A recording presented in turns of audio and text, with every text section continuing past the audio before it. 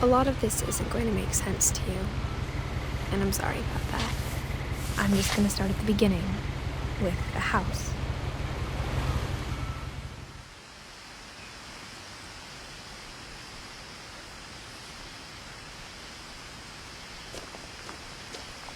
Someone had put up a chain link fence, but it looked like I wasn't the first person to hop it.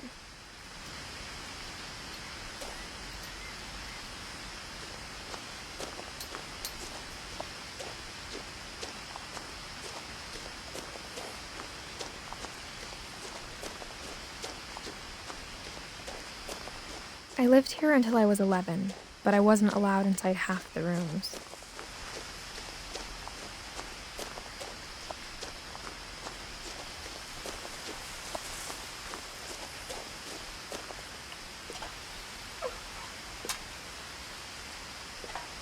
Inside the mailbox were bills from 7 years ago, marked urgent, open immediately.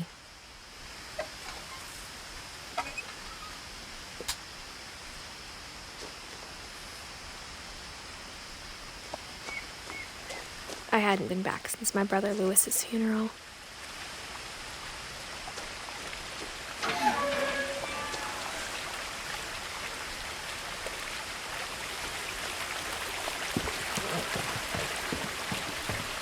In her will, my mother left me a key, but didn't tell me what it unlocked.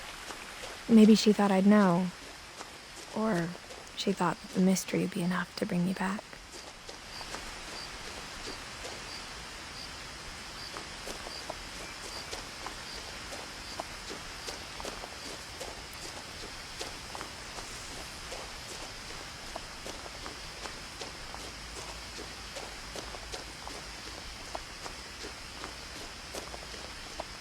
No one had driven this way in a long time, but I saw a few hoof prints.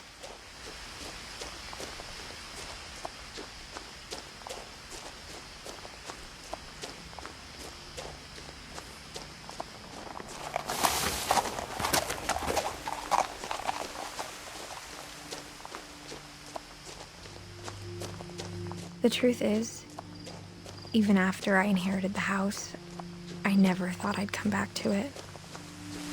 But now I had questions about my family that only the house knew the answers to.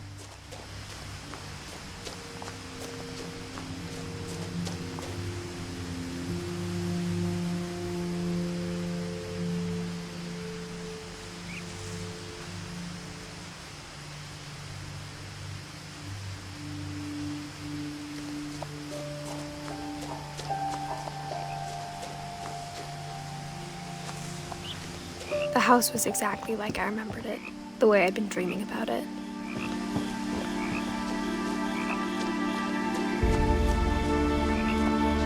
As a child, the house made me uncomfortable in a way I couldn't put into words. Now, as a 17-year-old, I knew exactly what those words were. I was afraid of the house.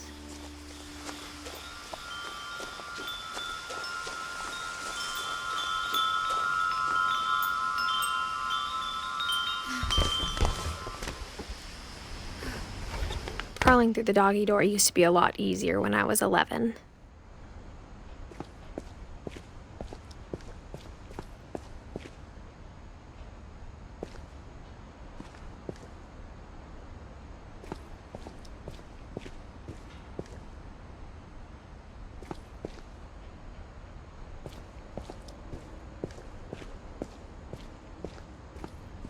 For the first time in years,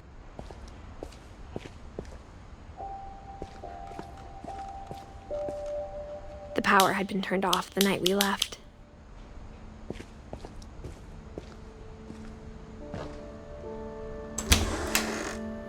I felt like I was home.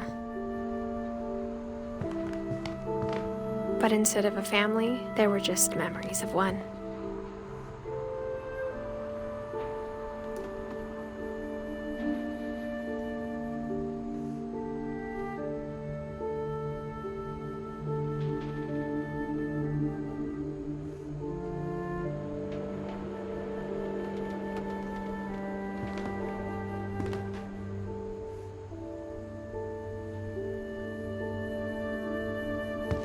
Like how after Louis started working at the cannery, we all got sick of eating salmon. Except our cat, Molly.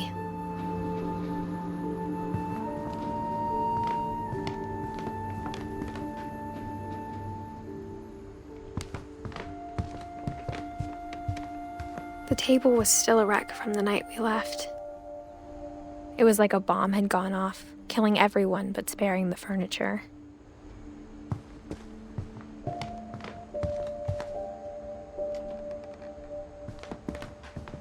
My mom was the only one of us who could imagine Great-Grandma Edie living in a nursing home.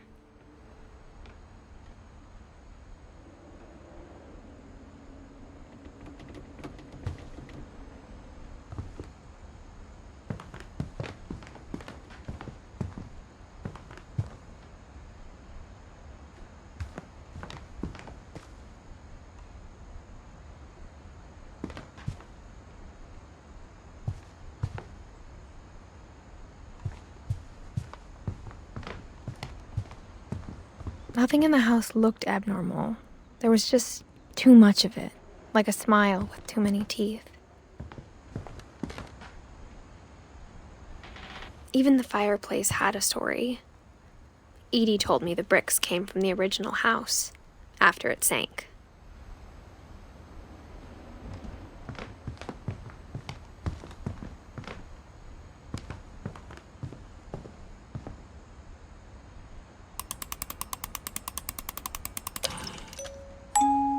Great-Grandpa Sven built a music box for Barbara, along with the rest of the house.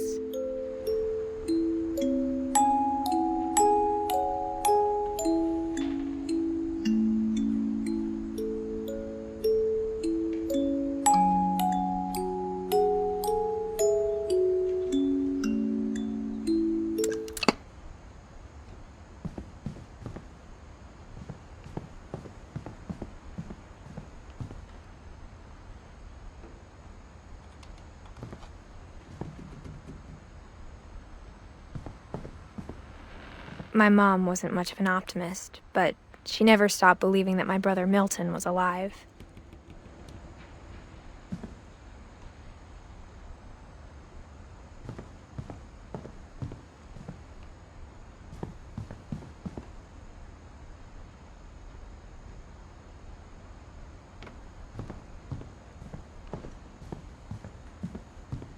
Mom always told me to stay out of the basement, so I wasn't too surprised when the key didn't fit.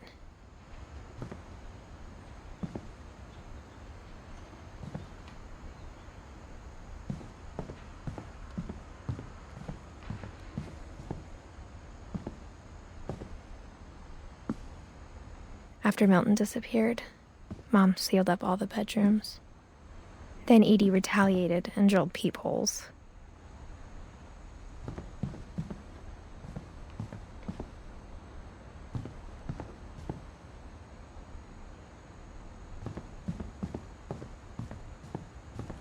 Edie's father, Odin, built the original house.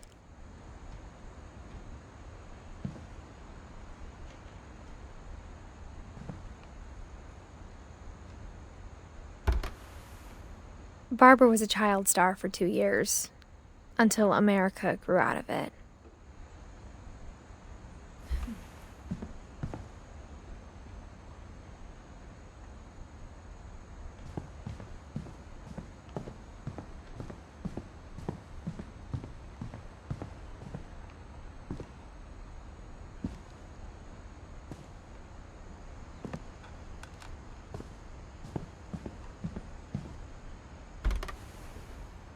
Edie told me once that every Finch who ever lived is buried somewhere in the library.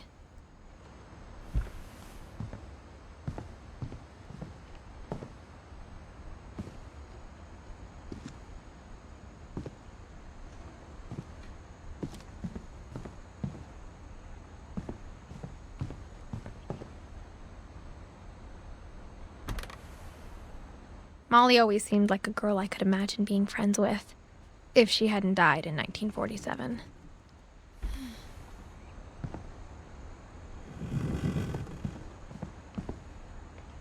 I spent a lot of time playing in Great Uncle Walter's room. I think my mom sometimes regretted not sealing it up. Lewis told me there were secret passages, but I never believed him.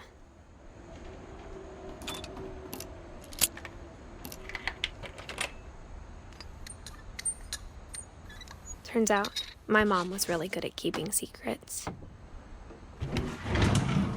Now it was time to find out what my mom had been afraid of.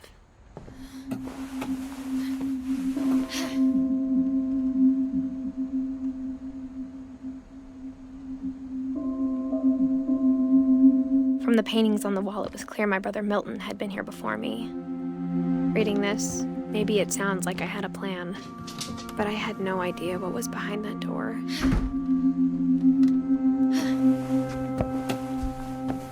Just like I had no idea where all this was gonna lead.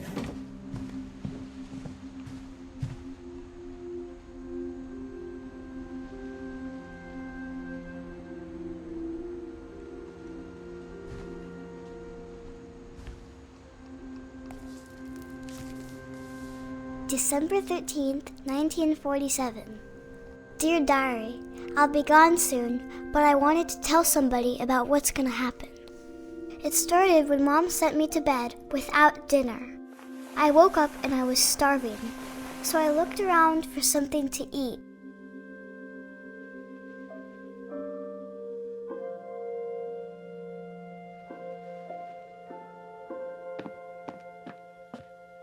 My Halloween candy was all gone. The gerbil food was dry, but I didn't mind it.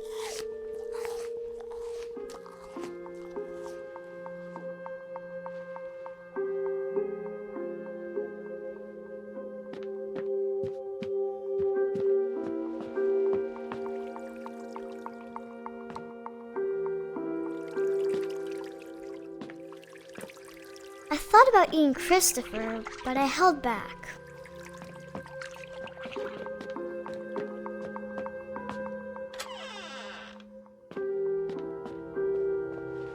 I kept eating and eating.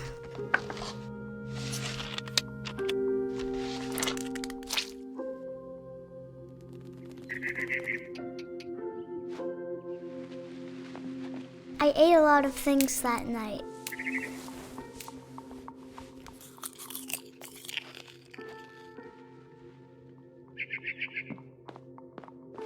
Then I heard chirping outside my window. It was a barn swallow going back to her nest. I reached out for her.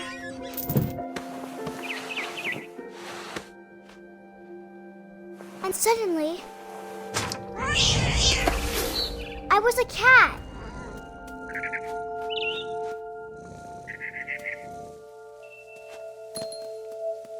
I tried to be quiet, but the bird was really scared.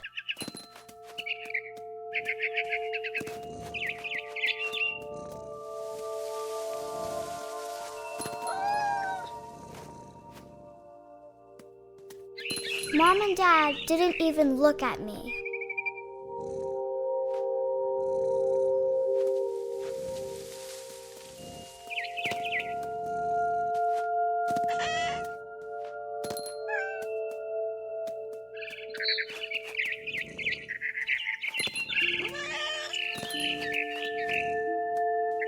I jumped and I almost got her.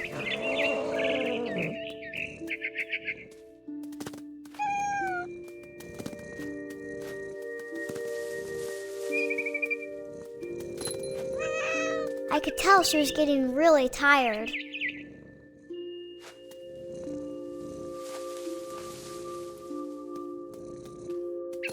Now I was up in the big tree. I promised Dad I wouldn't climb it anymore.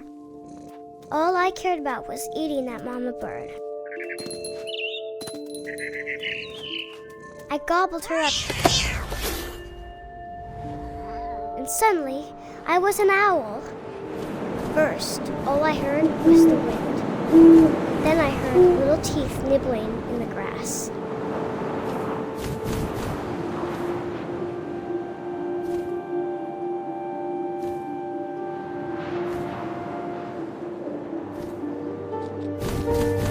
Rabbits.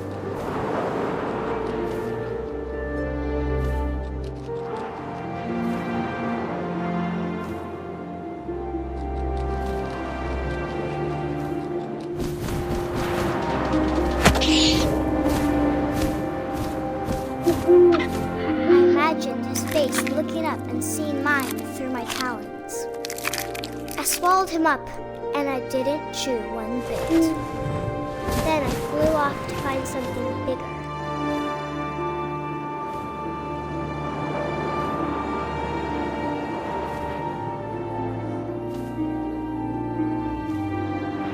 A mama rabbit.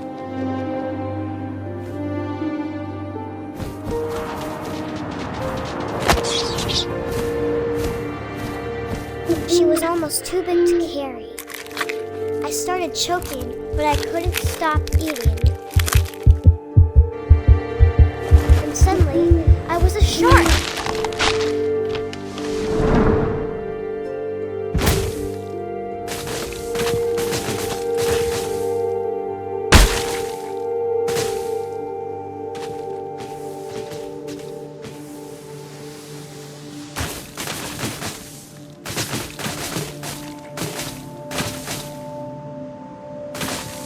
I rolled off a cliff and into the ocean. Now, I was hungrier than ever.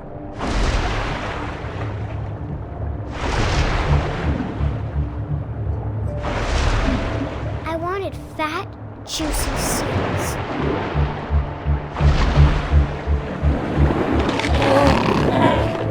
I tore off her flipper, and it tasted really good.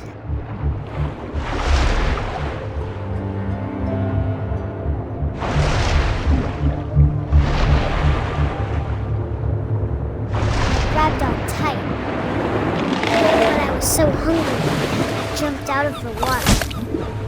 When I opened my eyes, everything had changed.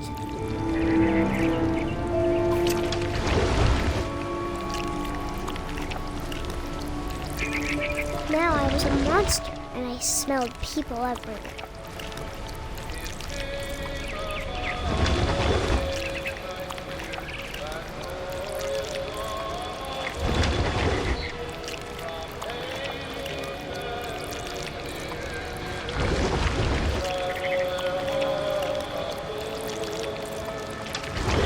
I was big, but I moved real quiet.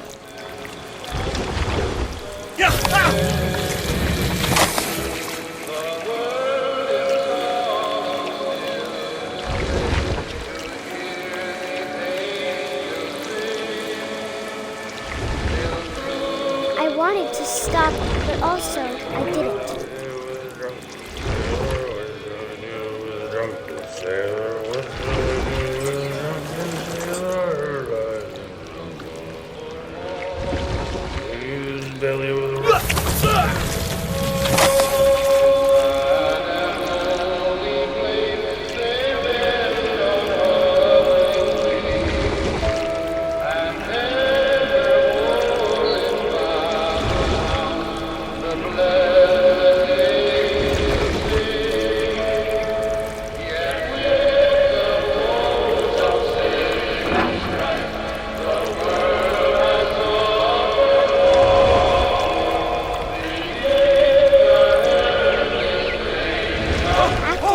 Passenger, I was still hungry. And across the water, I smelled something new. Something I had to have, so I swam towards it.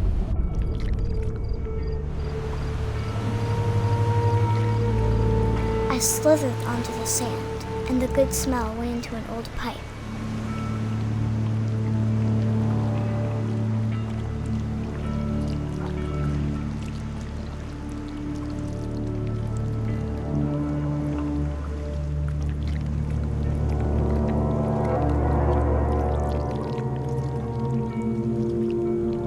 I got closer and closer.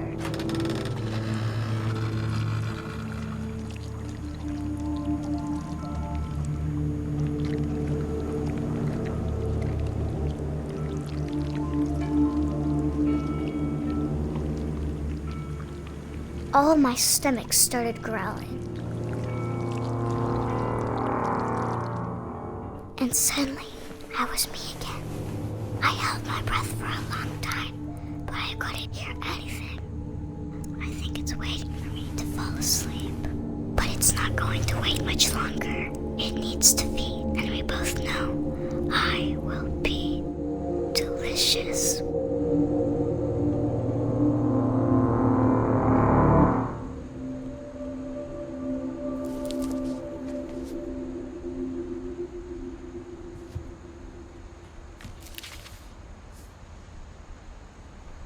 not sure if I believed all of that, but I'm sure Edie would have.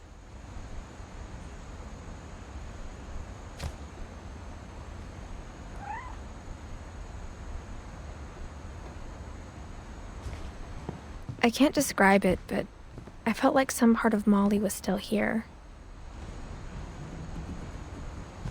I grew up looking at Molly's room. Molly's gerbil had a tiny bedroom with its own even tinier gerbil cage.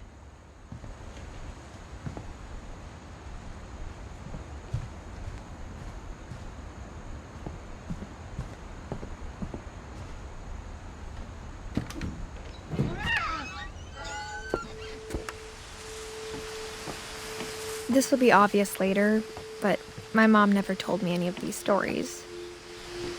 Edie would have, but Mom didn't like bringing up the past. Though, when we adopted a stray kitten, she was the one who named it Molly.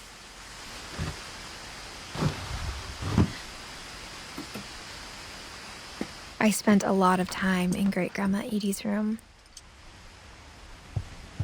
We got along, and it was a good place to hide from my mom.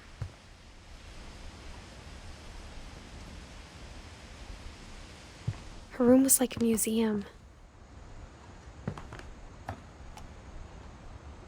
For 500 years, the Finches have been famous throughout Norway for their fortune and misfortune.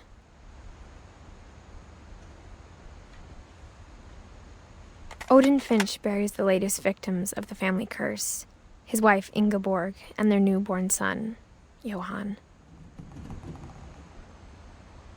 On January 7th, 1937, he set sail with his family and his house, hoping to leave the curse behind. But 40-foot waves off the coast of Washington send the house and Odin to the bottom of the sea. Odin's daughter Edie, with husband Sven and baby Molly, step ashore on their new home, Orcas Island. Odin Finch is the first to be buried in the new family cemetery. His daughter Edie is already dreaming of a new Finch house.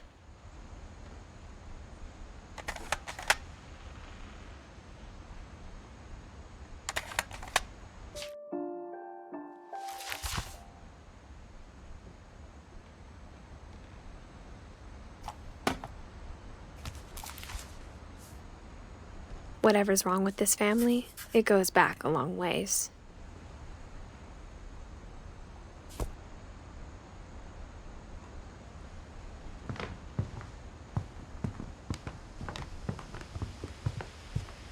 When Edie told people Sven was killed by a dragon, she could also have said he was building a dragon-shaped slide that collapsed.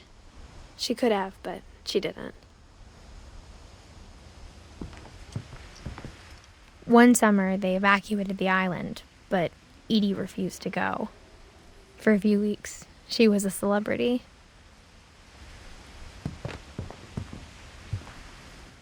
I hadn't thought of myself as Edith Jr. for a long time. Edie gave a big interview about a mole man living under the Finch house. My mom was furious. Edie knit me a new pair of gloves every year, just in time to replace the old ones.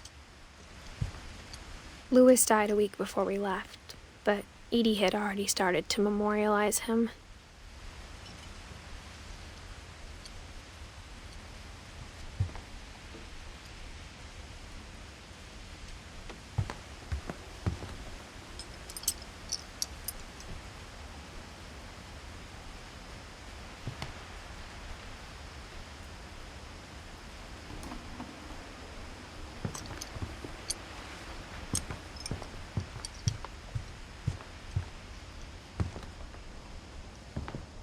Even in her 90s, sometimes Edie seemed a lot younger than my mother.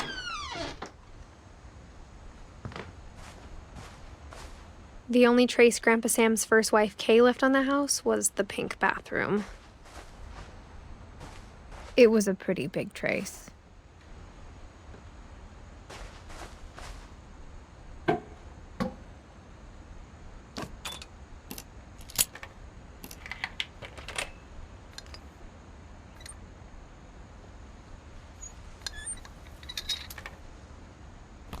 There's a secret in this bathroom.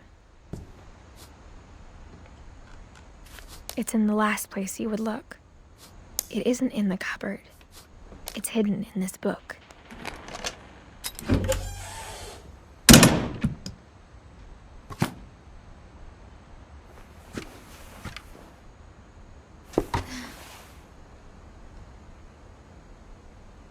Sven gave Sam an old camera he'd refurbished. He never put it down.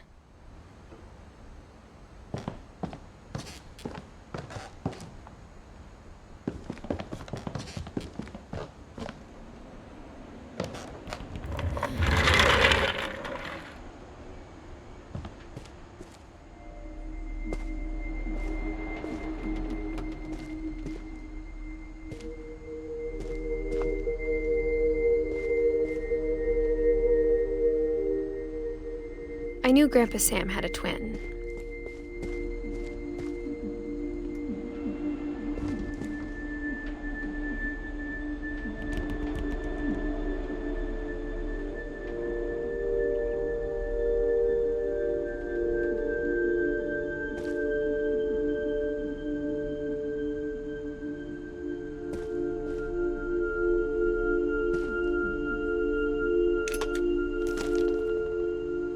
And that he never talked about him. I guess my grandpa didn't like history any more than my mom did.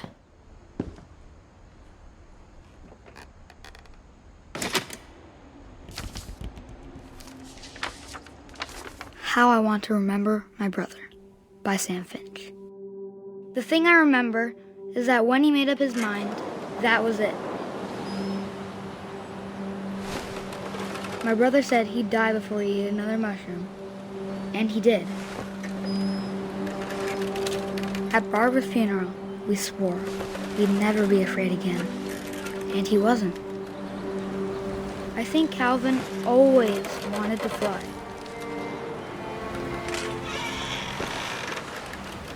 Sam!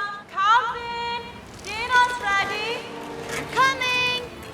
But that day, he finally made up his mind to do it. I told him going around was impossible. Maybe if I hadn't said that.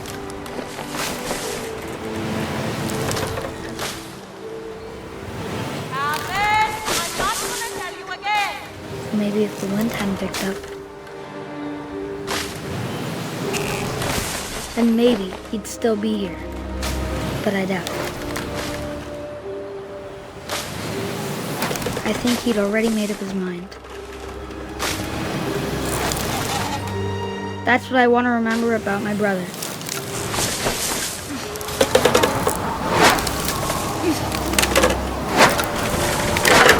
The day he made up his mind to fly.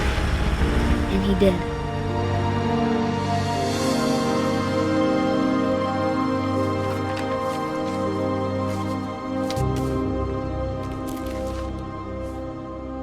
Calvin's story felt strangely familiar. When I was younger, I remember trying to do the exact same thing.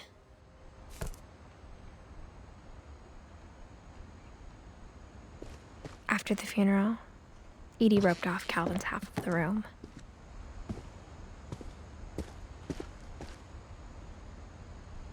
Mom said Grandpa Sam enlisted at 18 and never set foot in the room again.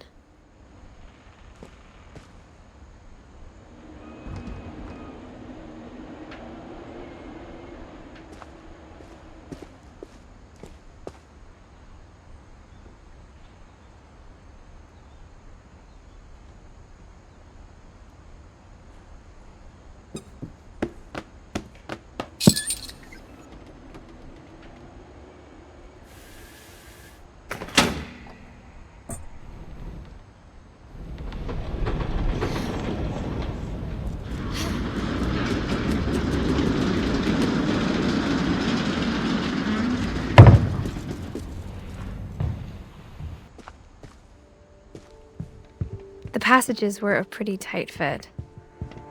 They'd obviously been built for smaller hands and bellies.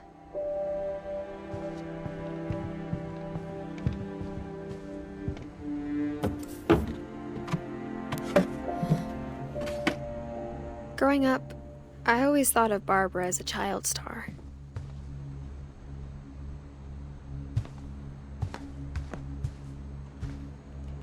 I never thought about how hard it must have been for her afterwards.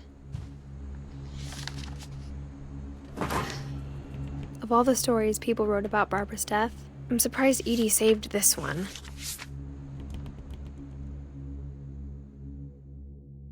Old Jack here with another ghastly tale inspired by America's most unfortunate family.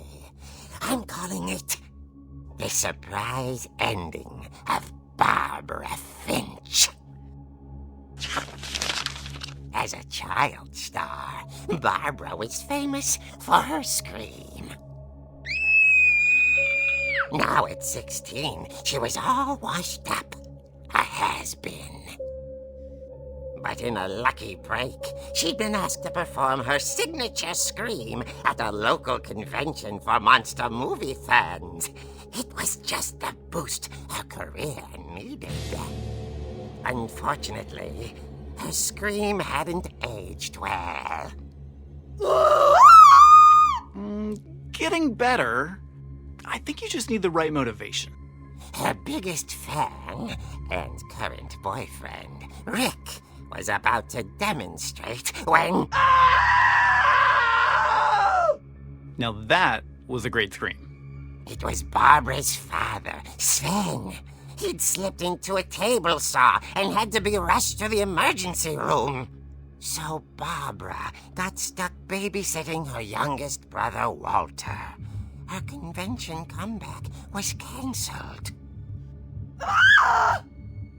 Okay, I'm hearing frustration, but I'm not hearing terror. What if I tried... A gang of hoodlums in Halloween masks have been terrorizing Orcas Island tonight. Police are urging residents to... That came from the basement. You're right! Also, I loved your delivery on that.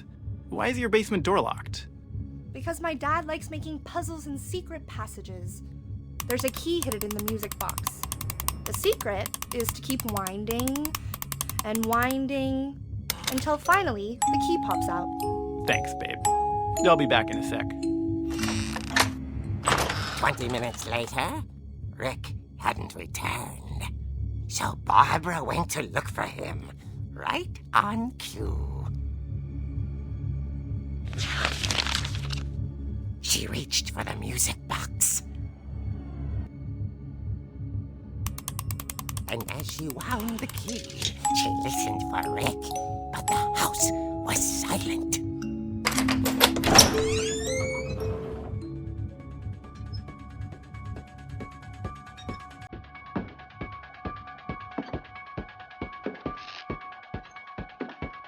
She found Rick's crutch and imagined the worst.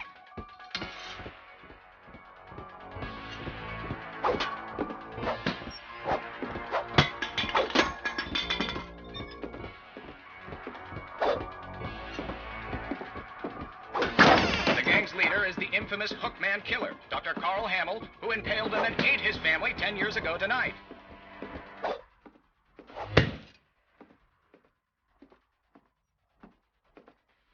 The old image rattled and grew still.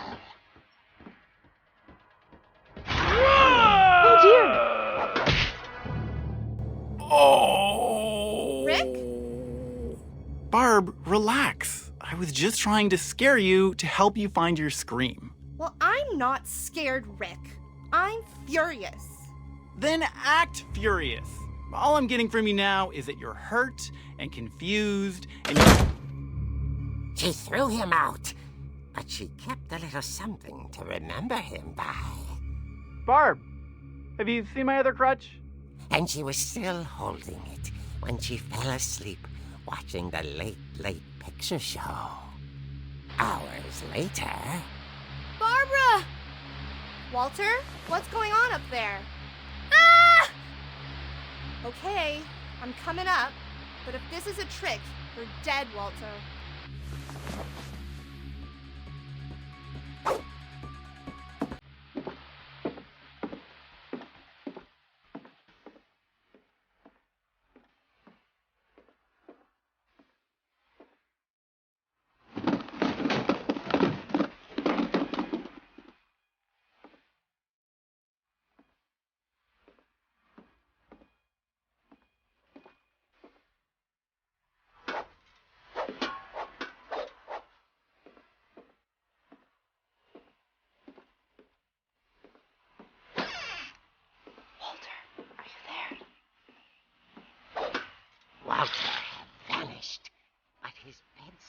radio was still on.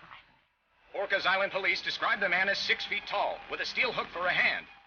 Residents are urged to lock all doors and windows and notify the police of any suspicious activity. Barbara turned, saw the hook man, and was speechless. He was quite smashing. And funny he was. He couldn't get enough of Barbara. Okay, Barbara, there's gotta be another way out of here. That night,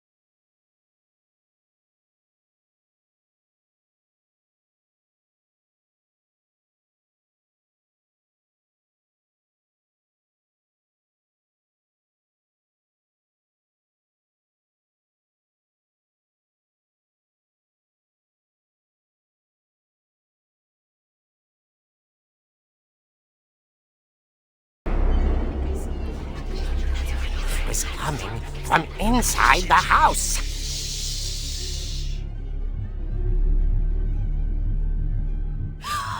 Oh dear. The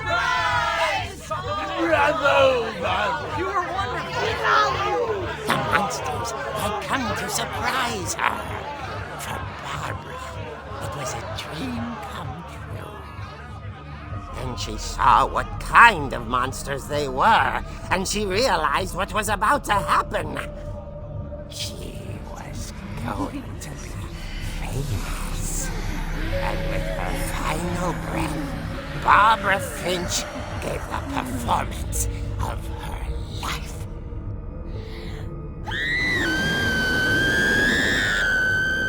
I wasn't there myself, but I hear Barbara was magnificent. Poor girl. She had a taste for stardom. But unfortunately, so did her fans. Of course, the police blamed it all on poor Rick, who disappeared the same night. And little Walter? Hiding under his bed the whole time. He took it all pretty hard, but that's another story. As for Barbara, tucked inside the music box is all they ever found of her. Her ear. Now that's what I call a real eerie tale.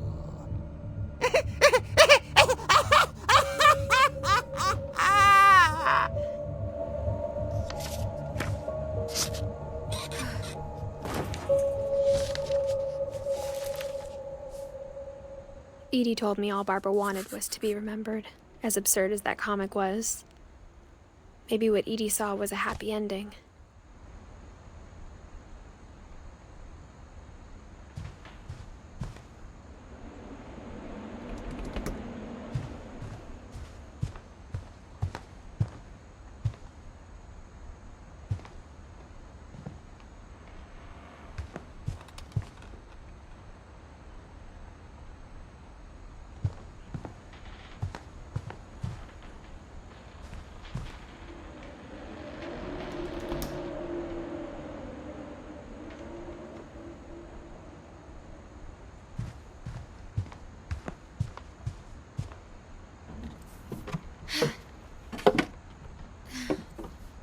I guess now I know why Mom didn't like me playing with the music box.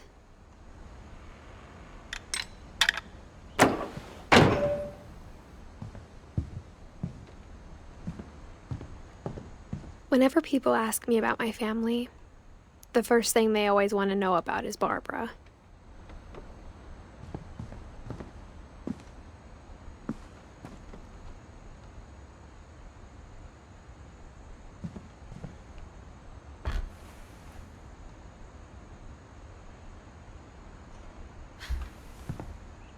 It's funny. All those times I played with the music box and never found the basement key.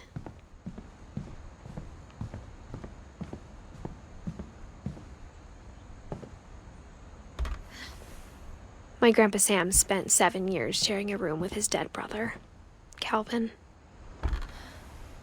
As a kid, I just assumed every house had peepholes and sealed rooms you weren't allowed inside of.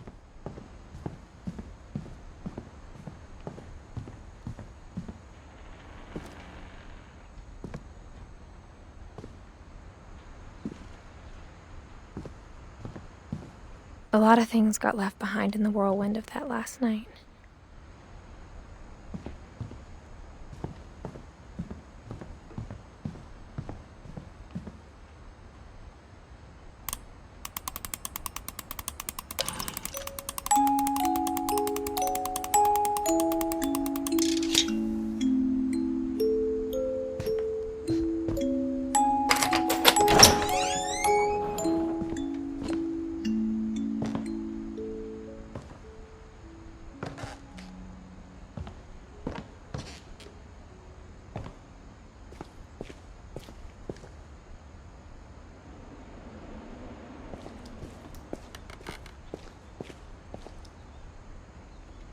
Mom said the basement was off limits, unless I wanted another tetanus shot.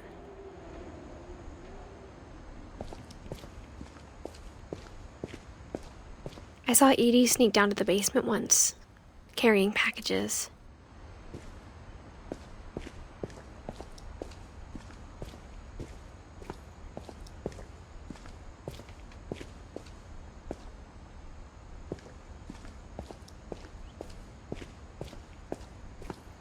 I thought maybe she was hiding presents.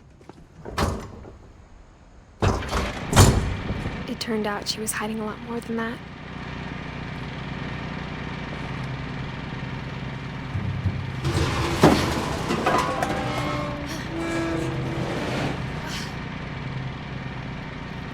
I remember asking Mom once about where Walter had gone.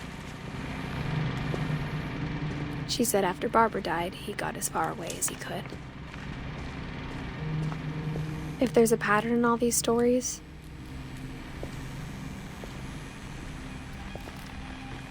I think it's that none of us has gotten very far.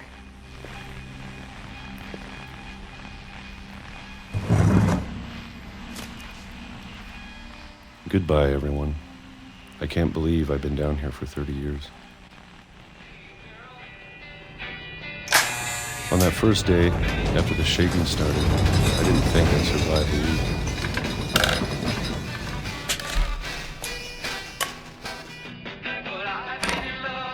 But after a few days, I settled into a routine. That's what kept me sane. Having a schedule, living for today. I always expected to be dead tomorrow. But if you wait long enough, you get used to anything.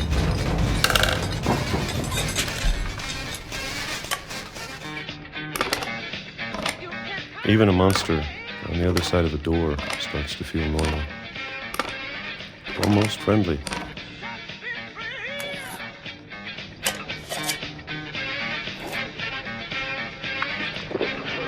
And then one day, everything just stopped. Whatever that thing was, it was gone. Maybe it got tired of waiting. Or maybe I just got tired of being afraid.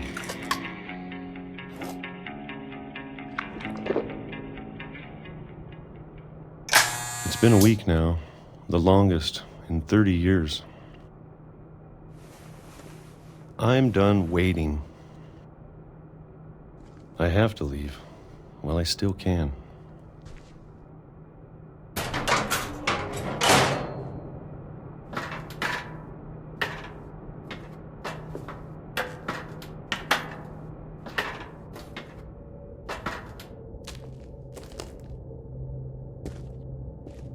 I know it's out there somewhere. Whatever killed Barbara and Molly and Calvin. Maybe this is all a mistake. But I need to stop living the same day, even if it kills me.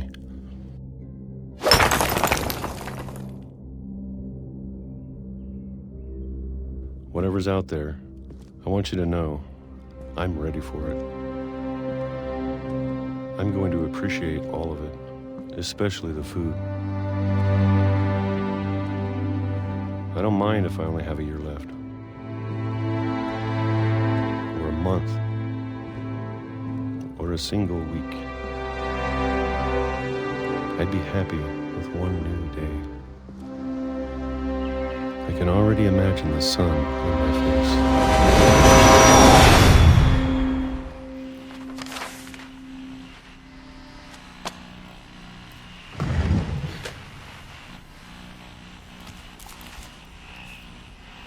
Walter died when I was 6. I can't believe my mom never told me he was down here. I'm sure my mom was trying to protect me.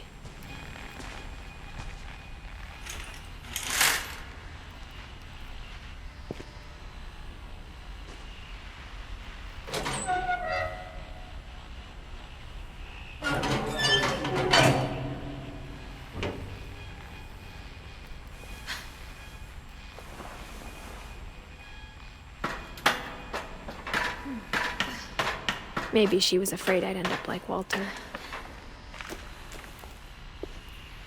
But if she never told me about an uncle under the house, I can only imagine what else she was hiding.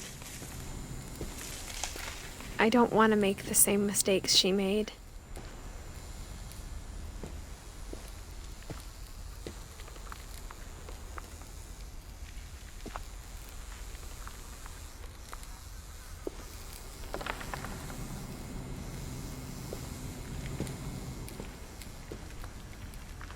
Trying to bury something that's still alive.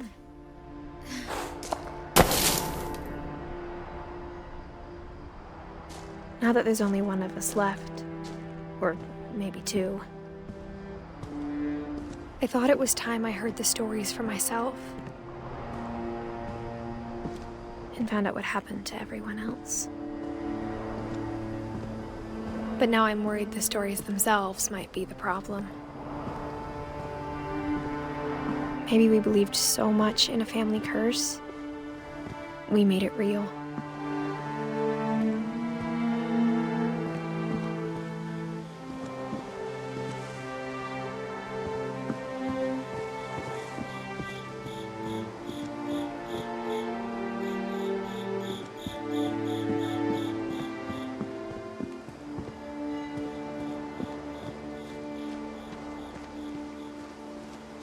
I don't know if I should even be writing this.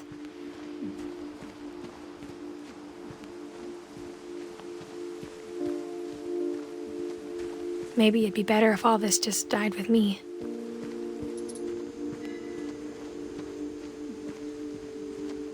But I thought you should know about your family.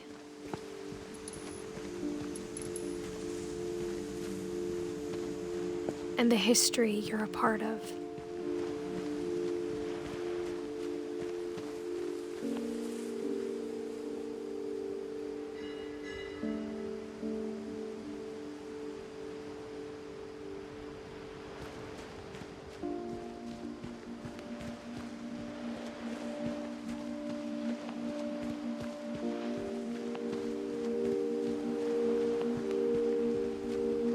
Though to be honest, I feel as lost as you probably do right now.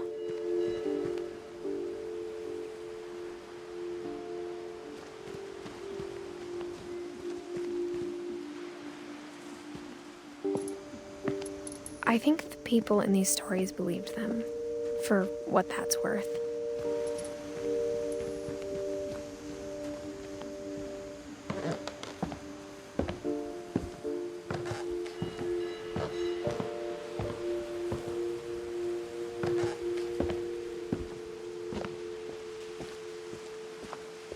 look at the house, had that history of imagination and stubbornness and madness.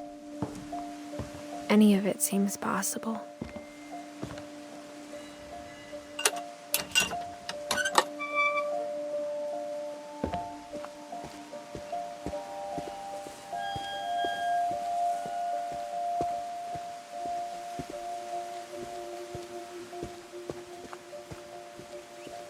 I think we've been surrounded by death for so long, we've just gotten used to it. What kind of family finishes building a cemetery before starting the house?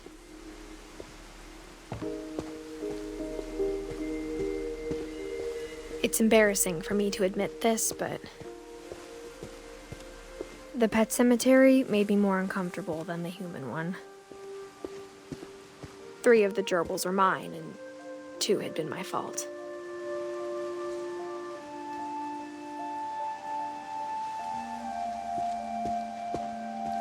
Sven built the house, but it was Edie who designed the cemetery.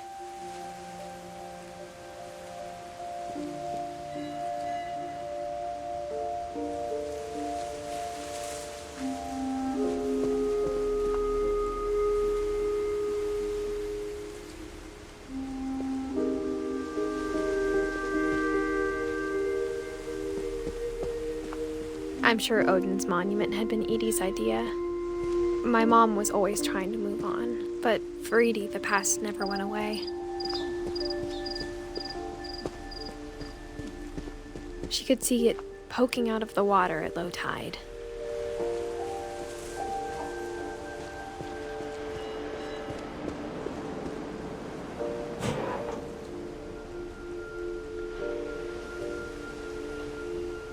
Edie said she dreamed about the old house every night.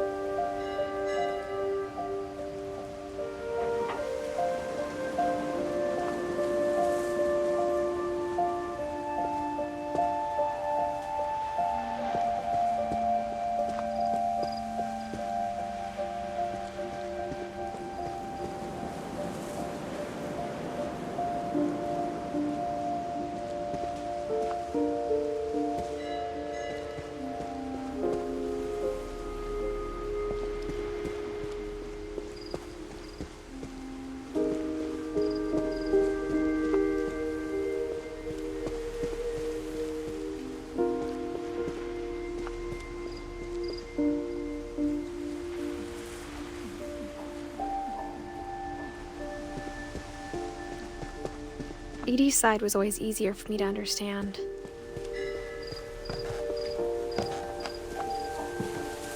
But the older I get, the more I can see where my mom was coming from. Her dad had been pretty strict, but it wasn't enough to save her brothers. She was just trying to do better. She lost 2 of her brothers, just like I did. I get why she tried so hard to protect us. We never found Milton's body, so my mom insisted we were putting up a monument, not a tombstone.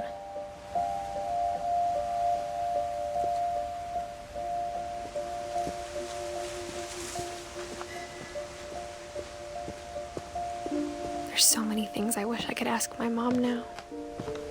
Part of me thinks this is what she wanted all along, for me to come back someday and find everything out for myself.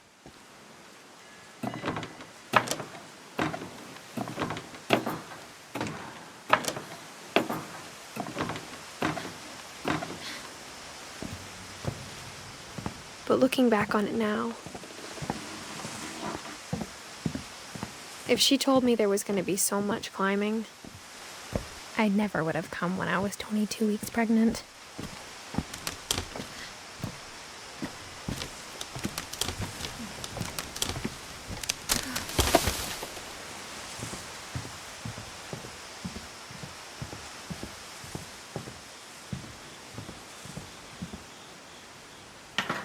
I never met Grandpa Sam, but I think he and my mom had a lot in common.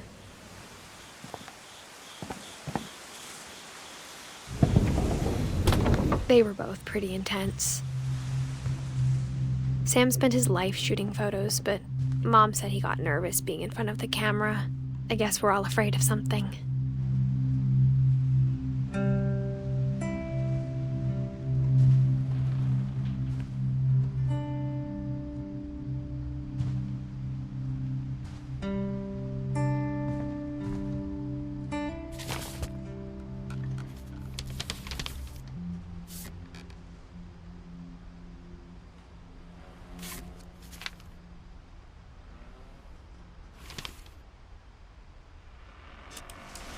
Dawn, I promise, you'll never forget this weekend. Yes, sir. These memories are gonna last a lifetime. Perfect. Am I gonna have to shoot anything? It's gonna rain the whole weekend, isn't it? I will never forget this weekend, Dad. Okay, got it. I'm gonna take some pictures, okay? Just be careful. That camera's older than you are.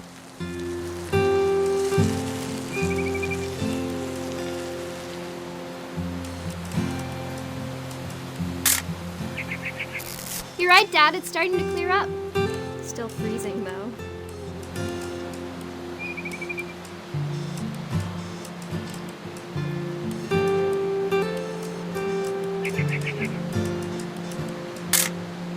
Aw.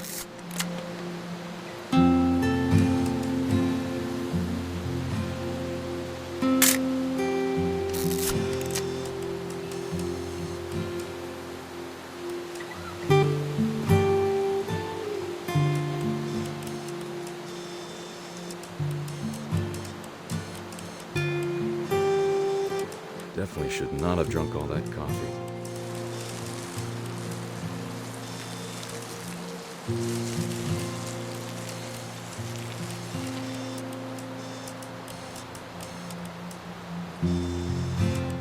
Nothing quite like being outside.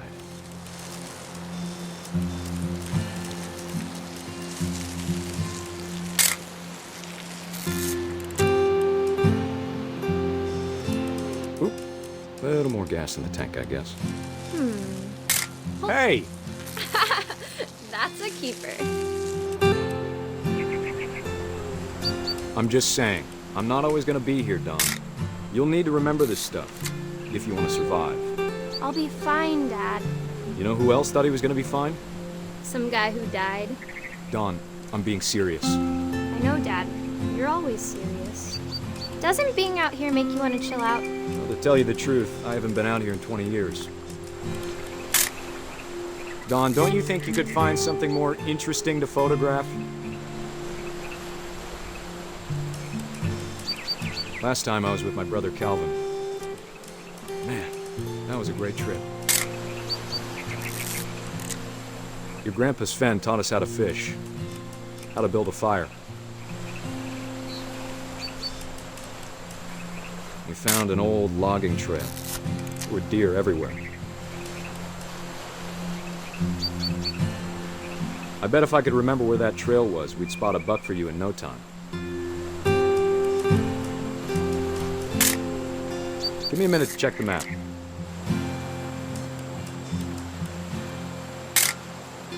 You don't need to waste any more film on me, kiddo.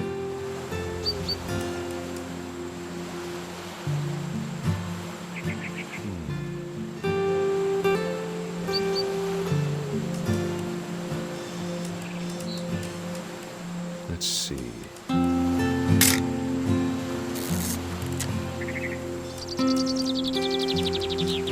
Maybe.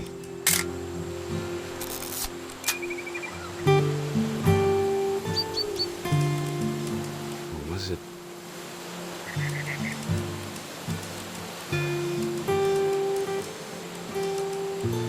It could have been.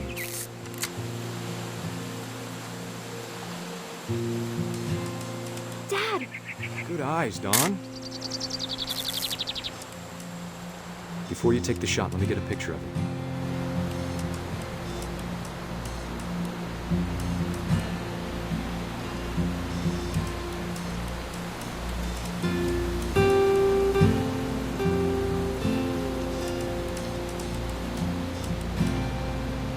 Dad,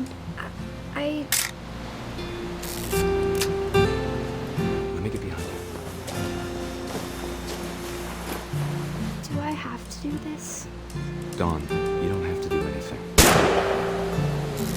Great shot, Dawn!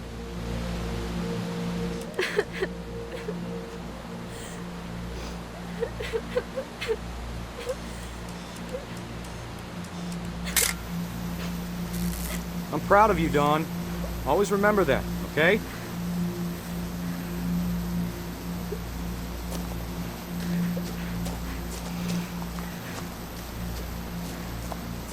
Sorry, Dawn, just gotta reset the timer.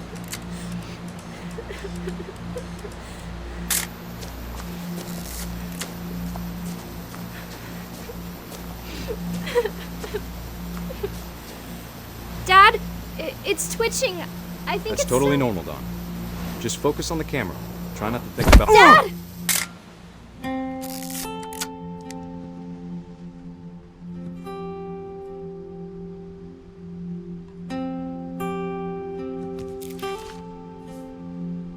Of all these stories, that's the one I wish most that my mom had told me.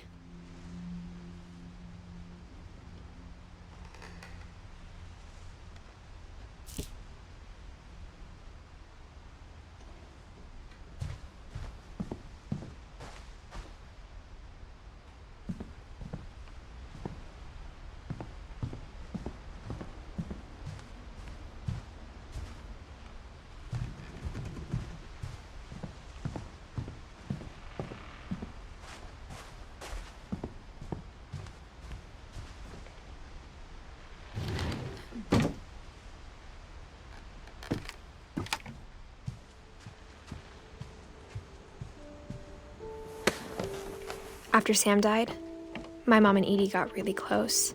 They'd both lost a lot.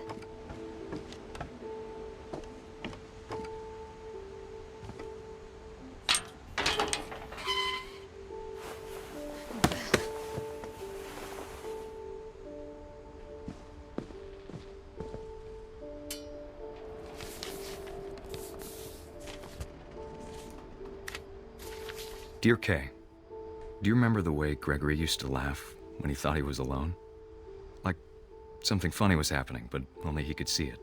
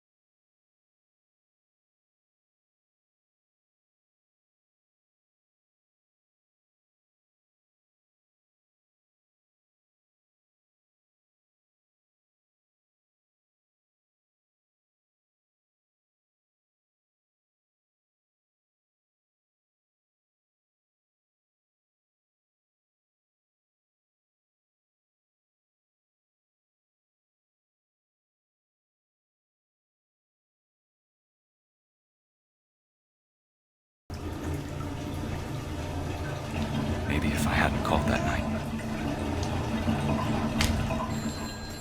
Damn it. Hold on, I don't want Gregory to hear this.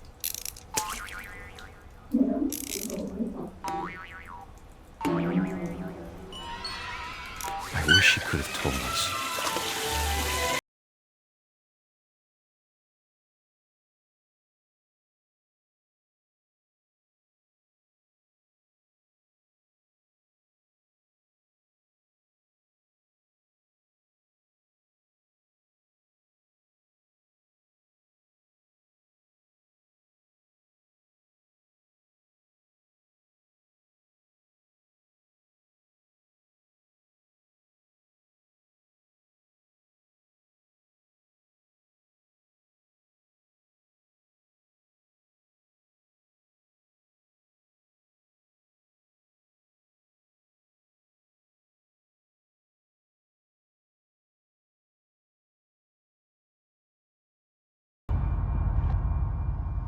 Good luck, Kay. Love, Sam.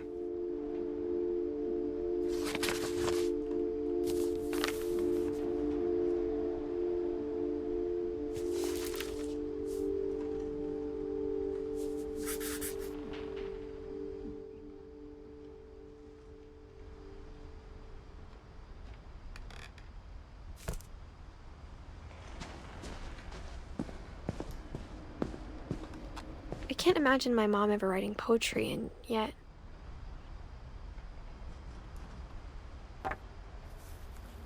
A poem for Gus, who always said the wedding was a bad idea.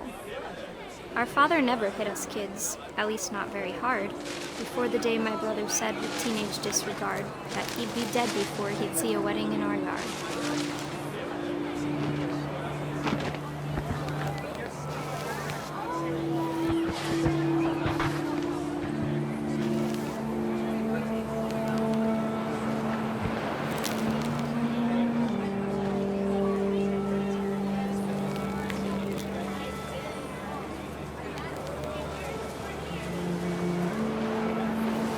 Father made him come, of course, but Gus stood far apart, just flew his kite and bottled up the storm inside his heart.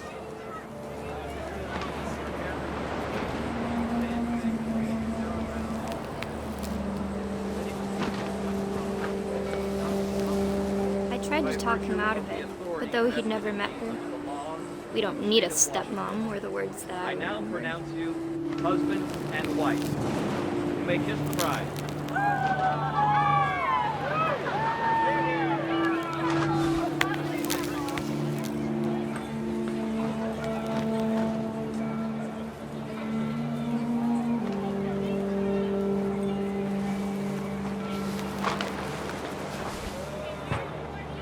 When the time for photos came, Dad ordered him to come here. But Gus declined, and as a sign held up his middle finger.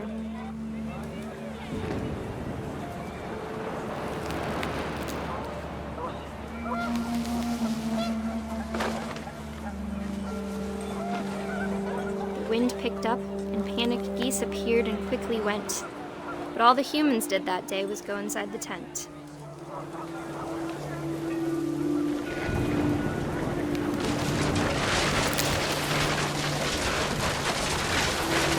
Rain came down in buckets then, but no one seemed afraid that nature might destroy the tent our dad had crudely made.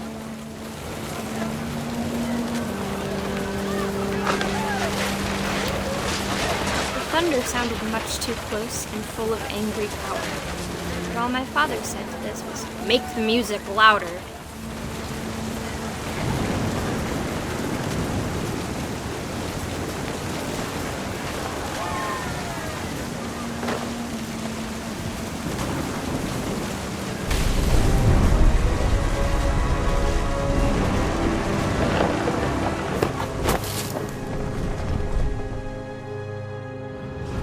I wish that I could truly say I thought about you on that day.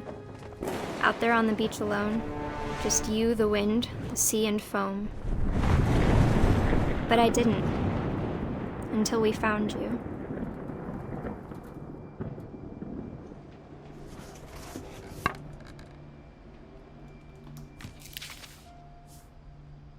She never talked about him, but Mom told me once if I was a boy, they were going to name me Gus.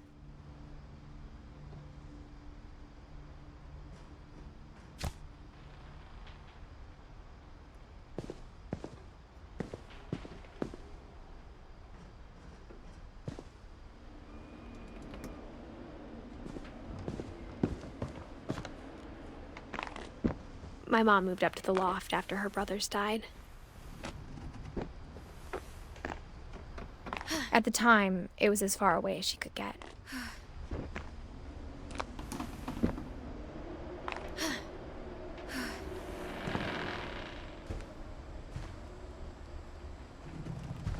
Religion was another thing my mom never talked about, but I think it helped her a lot after her dad died.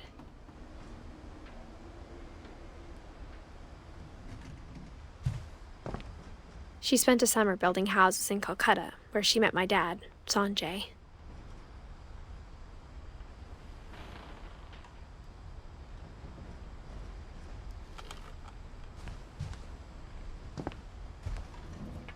My mom moved to India a week after graduation and got a job teaching English. Louis was born a year later.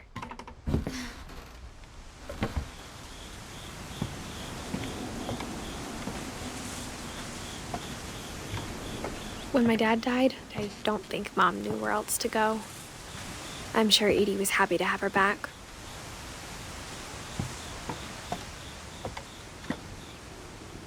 And to see kids in the house again.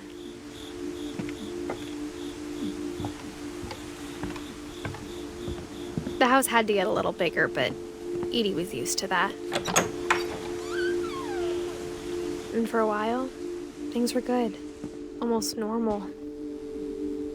But it didn't last.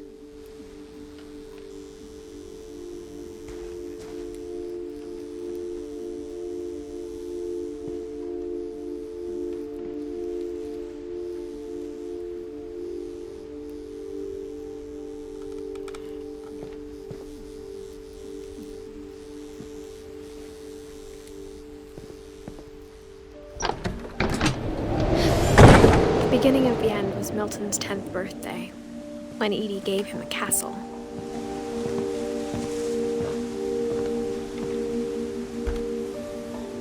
After Milton disappeared, the only thing he left behind was a room full of paintings.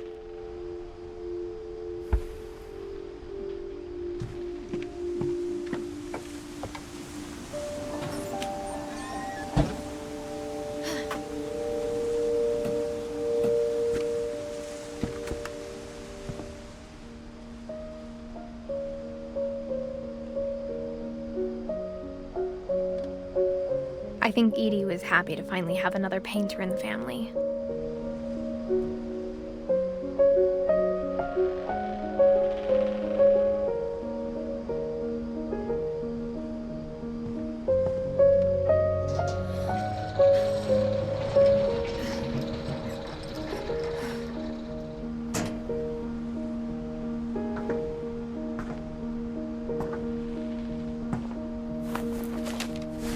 Milton Finch in The Magic Paintbrush.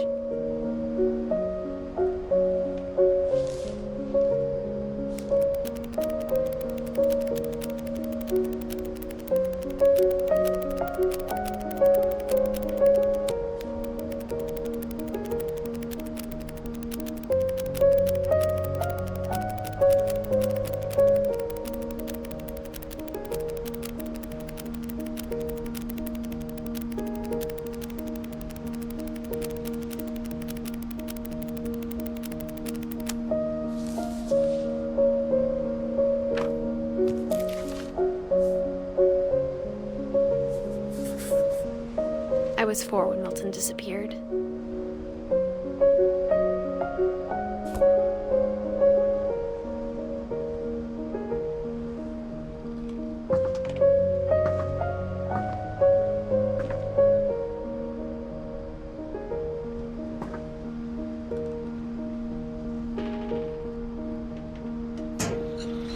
Mom spent months searching for my brother. Then she sealed the doors.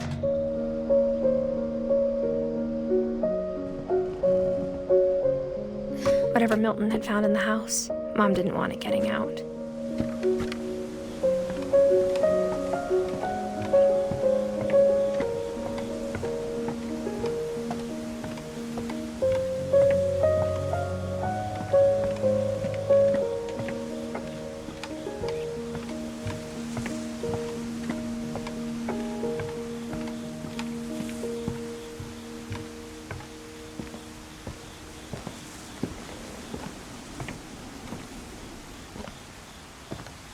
Mom definitely blamed Edie, but I think Louis blamed himself. After he graduated, he just spent more and more time in his room, until Mom got him a job at the cannery. Everyone always told me to stay out of Louis's room, except Louis.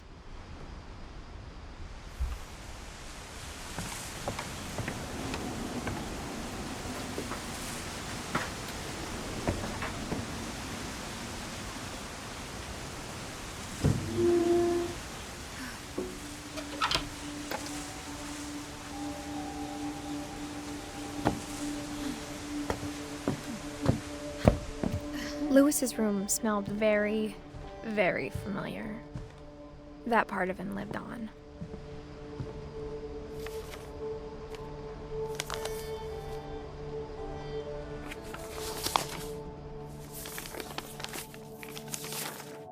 Dear Mrs. Finch, as Louis's psychiatrist, I can understand your desire for an explanation. As I see it, the trouble began in January, shortly after we convinced your son to seek treatment for substance abuse.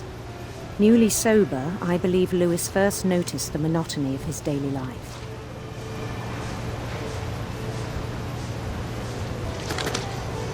He kept working at the cannery, but he withdrew part of himself.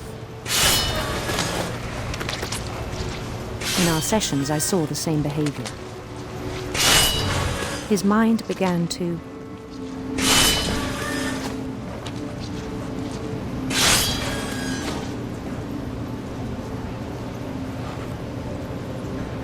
wander.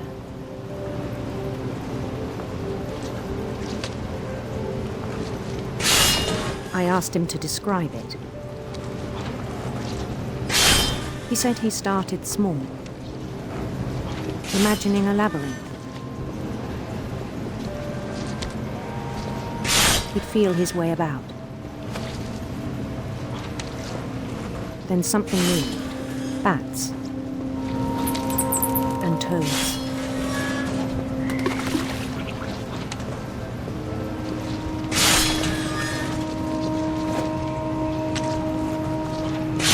And things that have not names. He knew it was all in his head. But he took it very seriously. I had hoped he'd find himself.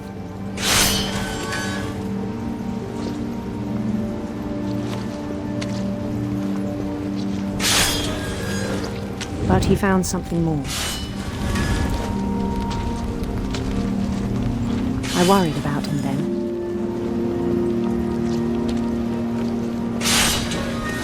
Daydreaming at the cannery. I spoke with his boss. But he said Louis had become a model employee. Methodical, tireless, focused. Like a whole new Louis. So I let him go on.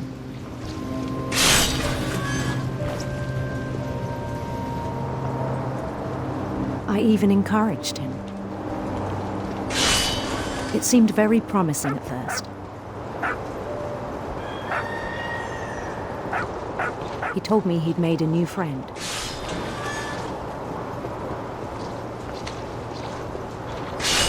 On the edge of a city he named Louis Topia. He built the city up slowly, brick by brick. Then he made musicians.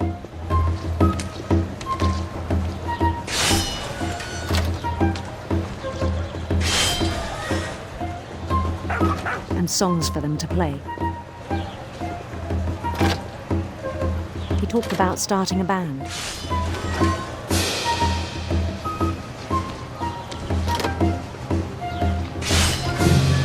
And he was always humming something. Every day his imagination grew stronger.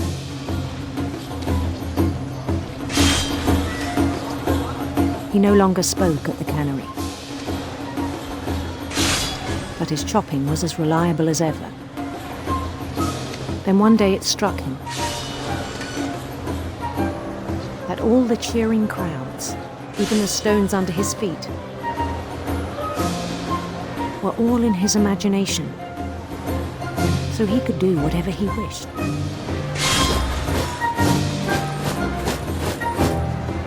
He held an election for mayor, and he won. They begged him to stay, but his mind was already wandering. It became a game for him.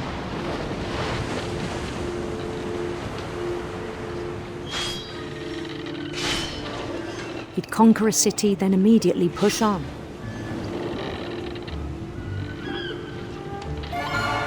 New Louisville.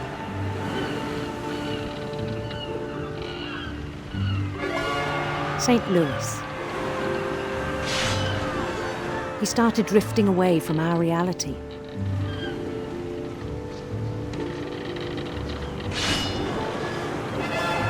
Minneapolis, until one day he forgot to go home from the cannery. Even as his mother pleaded with him, part of Louis kept sailing on.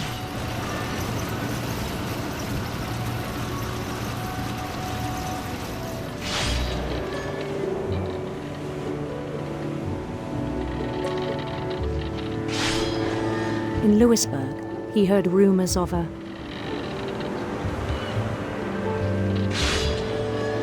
beautiful prince.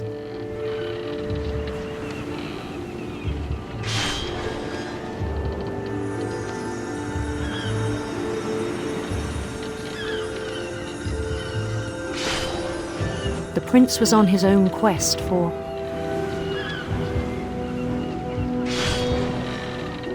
sinister serpents.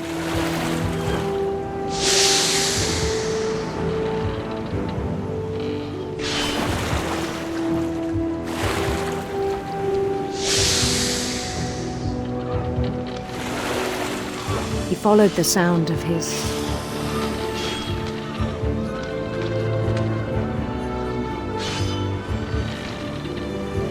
electric sitar.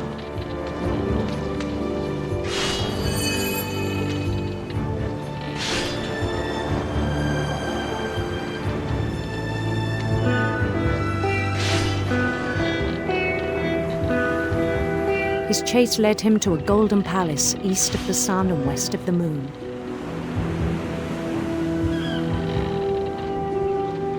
Even then, his logic remained sound. He knew the world was all in his imagination.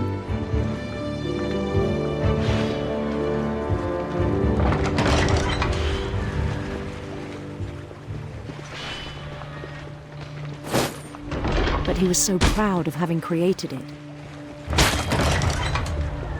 In his own eyes, he'd become something greater than a king.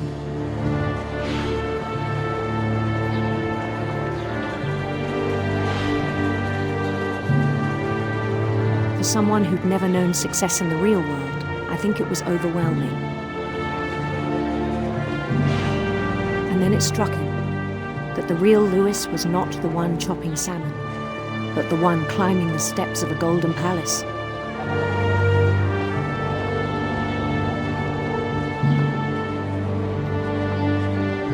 My imagination is as real as my body, he told me. It was hard to argue with him.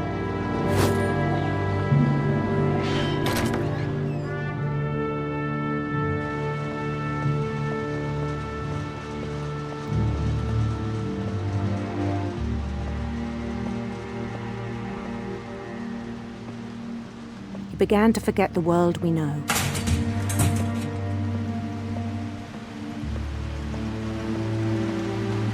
I think it pained him to remember Louis, the cannery worker.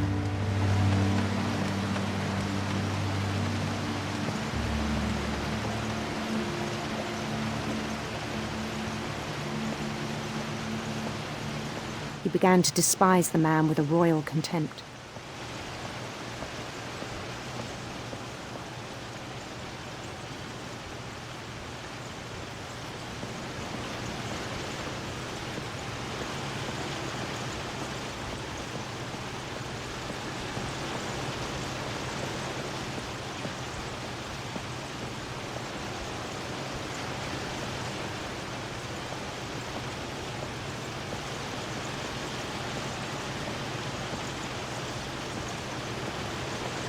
I still thought I could save him.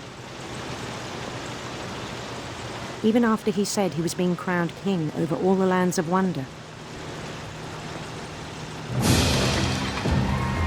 The palace would be packed with his companions.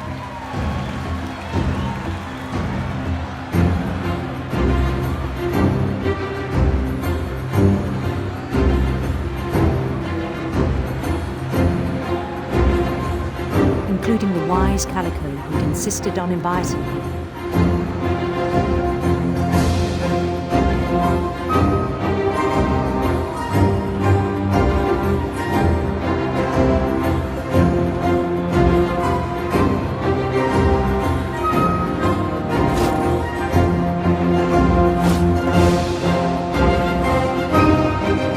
His prince waited, holding his crown.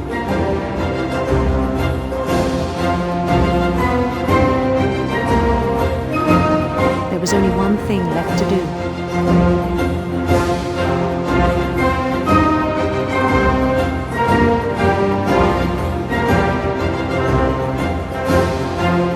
Bend down his head.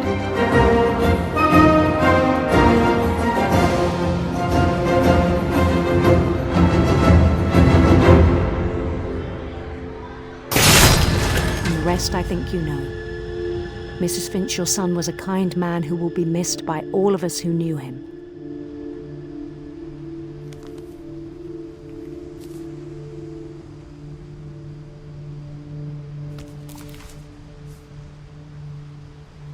My brother was really cool. I wish you could have met him.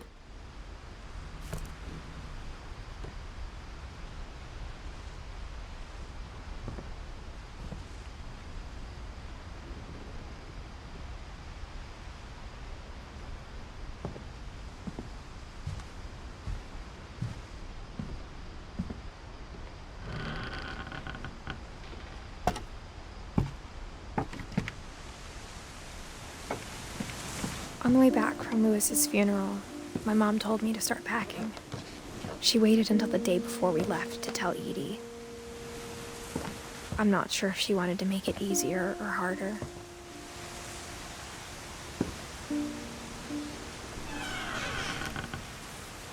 I wish we'd stayed. But I understand why we left.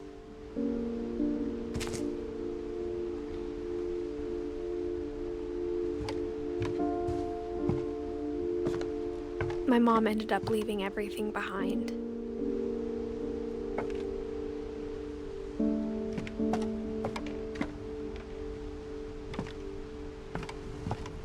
What happened that night had been coming for a long time.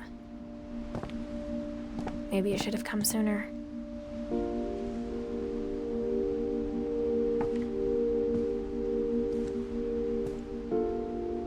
But it had to end one way or another. All that's left now is to tell you about that last night.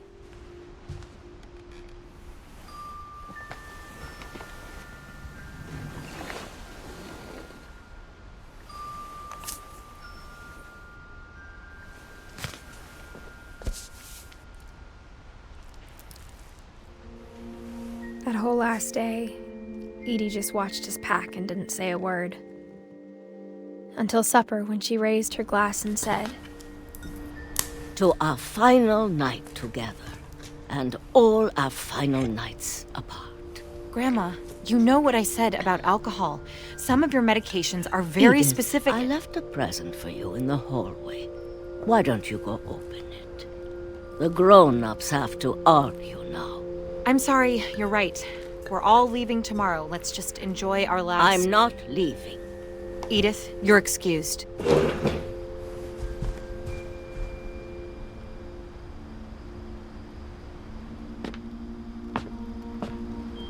The power had been shut off that morning, but Edie always had plenty of candles.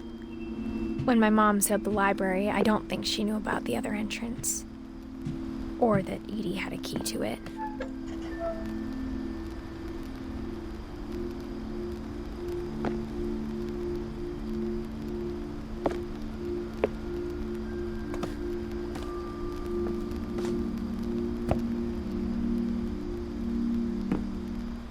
The thing you're afraid of isn't going to end when you leave the house.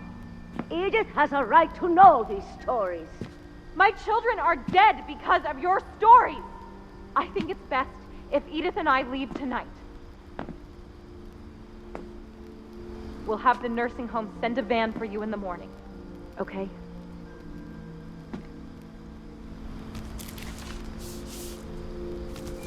Dear Edith, there's so many stories I wish I could tell you, but there's only time for one. This is about what happened on the night you were born.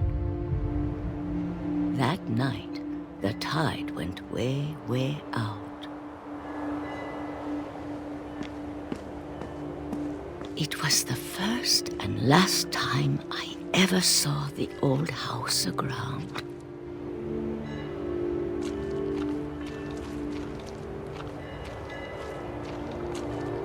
There'd been an earthquake out in the middle of the ocean. They called it the lowest tide in 1,000 years.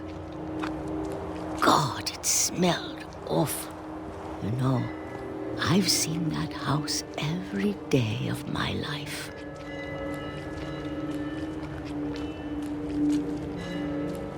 But I never thought I'd go back to it. When the fog rolled in, I lost my way.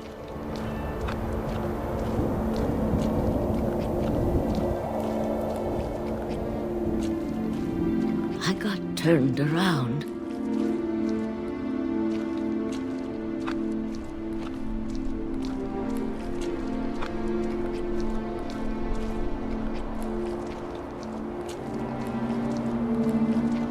For a while, I wandered.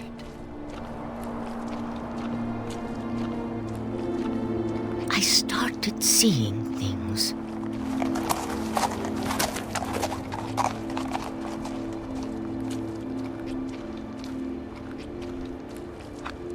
Things I'd forgotten had ever existed.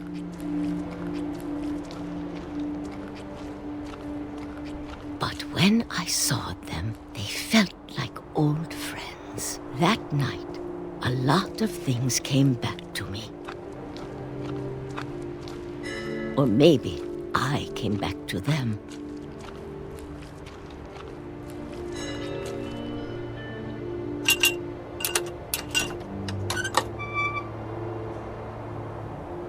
Things I can't explain, but that I need you to try and... Edith, what are you doing in here?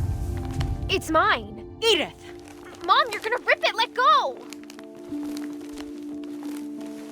I kicked and screamed, but Mom dragged me to the car.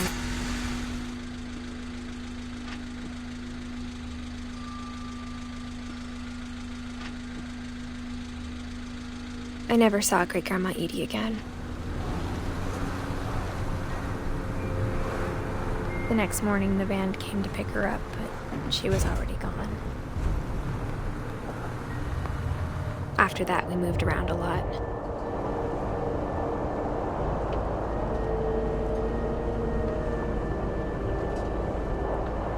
We both tried to make the best of it.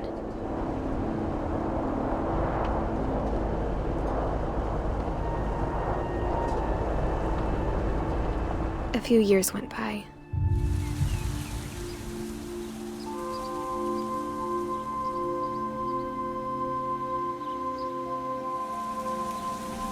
My mom didn't like to talk about it, but she started getting sick a lot. The rest happened pretty quickly.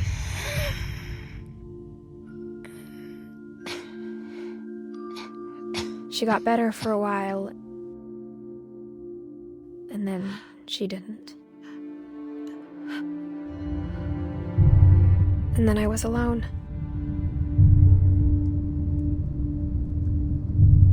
The last Finch left alive.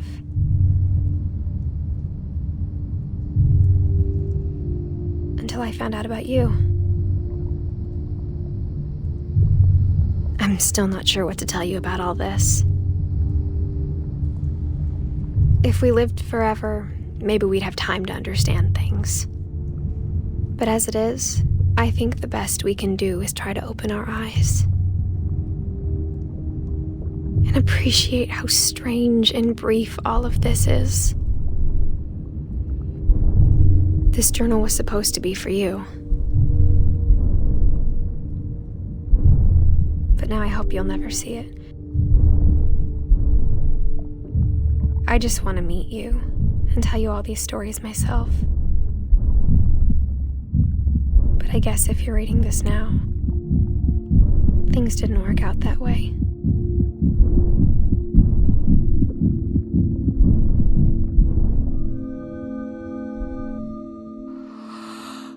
This is where your story begins. I'm sorry I won't be there to see it. It's a lot to ask, but I don't want you to be sad that I'm gone. I want you to be amazed that any of us ever had a chance to be here at all. Good luck.